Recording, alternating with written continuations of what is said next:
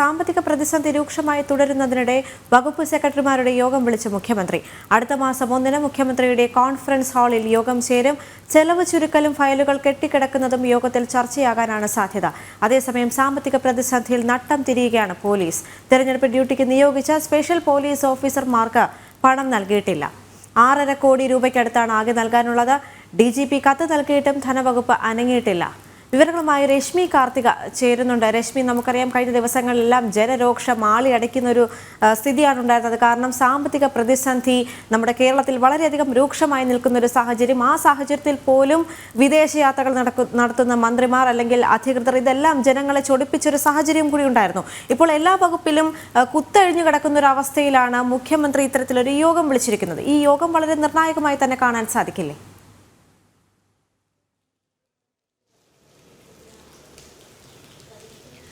ദേവിക, മുഖ്യമന്ത്രി വിളിച്ചു ചേർത്ത യോഗം വളരെ നിർണായകമാണ്. അടുത്ത മാസം 1-ാം തീയതി, ജൂൺ 1-ാം തീയതിയാണ് യോഗം വിളിച്ചു ചേർത്തിരിക്കുന്നത്. വകുപ്പ് സെക്രട്ടറിമാരുടെ യോഗമാണ് ചേരുക. സംസ്ഥാനത്ത് സാമ്പത്തിക പ്രതിസന്ധി അതിരൂക്ഷമായി തുടരുന്ന സാഹചര്യമുണ്ട്. എല്ലാ വകുപ്പുകളും ഈ പ്ലാൻ ഫണ്ടുകൾ പോലും ലഭിക്കാതെ ബുദ്ധിമുട്ട് അനുഭവിക്കുന്ന ഒരു സാഹചര്യത്തിൽ ഈ ചെലവ് ചുരുക്കുന്നത് ഉൾപ്പെടെയുള്ള കാര്യങ്ങൾ ചർച്ച ചെയ്യുന്നതിന് വേണ്ടിയിട്ടാണ് മുഖ്യമന്ത്രി ഈ ഒരു യോഗം വിളിച്ചു ചേർത്തിരിക്കുന്നത്. മാത്രമല്ല, ഫയലുകൾ കെട്ടിക്കിടക്കുന്ന ഒരു സാഹചര്യമുണ്ട്. അതും ഈ യോഗത്തിൽ ചർച്ചയാകുമെന്നുള്ളതാണ് മനസ്സിലാക്കാൻ കഴിയുന്നത്. ജൂണിൽ നിയമസഭാ സമ്മേളനം ചേരേണ്ടതുണ്ട്. അതുകൊണ്ട് അത്തരത്തിലുള്ള വിഷയങ്ങളൊക്കെ തന്നെ ഈ യോഗത്തിൽ പ്രധാനമായും ചർച്ചയായും. നവകേരള സദസ്സിൽ നിരവധി പരാതികൾ ലഭിച്ചിട്ടുണ്ട്. അതിൽ 90% പരാതികളും ഇതുവരെയും പരിഹരിക്കപ്പെട്ടിട്ടില്ല. എല്ലാ പരാതികളും പരിഹരിക്കും, അടിയന്തരമായിട്ടുള്ള ഇടപെടൽ ഉണ്ടാകുമെന്നൊക്കെയായിരുന്നു സർക്കാരിന്റെ അവകാശവാദം. പക്ഷേ ഒരു 10% പരാതികൾ മാത്രമാണ് ഇതുവരെയും പരിശോധിക്കുകയും പരിഹരിക്കുകയും ഒക്കെ ചെയ്തിട്ടുള്ളത്. ബാക്കി 90% ഇതേ രീതിയിൽ തന്നെ കെട്ടിക്കിടക്കുന്ന ഒരു സാഹചര്യമുണ്ട്. അതുകൊണ്ട് തന്നെ ഇതുമായി ബന്ധപ്പെട്ട വ്യാപക വിമർശനം ഉയർന്ന സാഹചര്യത്തിൽ നവകേരള സദസ്സിൽ ലഭിച്ച പരാതികൾ ഉൾപ്പെടെ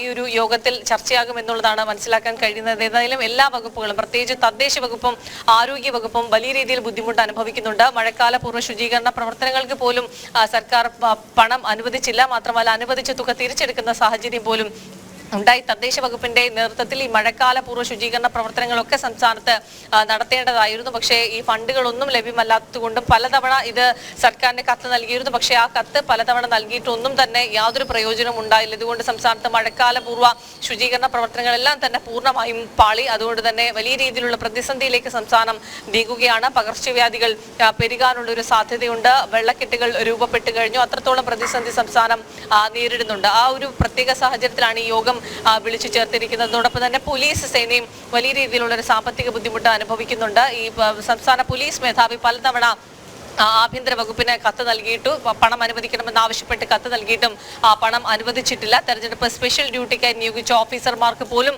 തുക നൽകാൻ കഴിയാത്തൊരു സാഹചര്യമാണ് നിലനിൽക്കുന്നത്. ഏതായാലും ഇക്കാര്യങ്ങളൊക്കെ ചൂണ്ടിക്കാണിച്ചുകൊണ്ട് ഈ കാര്യങ്ങളൊക്കെയാണ് ഈ യോഗത്തിൽ, അതായത് ജൂൺ 1-ാം തീയതി വിളിച്ചു ചേർക്കുന്ന യോഗത്തിൽ ചർച്ചയാകുക. വകുപ്പ് സെക്രട്ടറിമാരെല്ലാം ഈ യോഗത്തിൽ പങ്കെടുക്കും എന്നുള്ളതാണ് വിവരം. ദേവിക.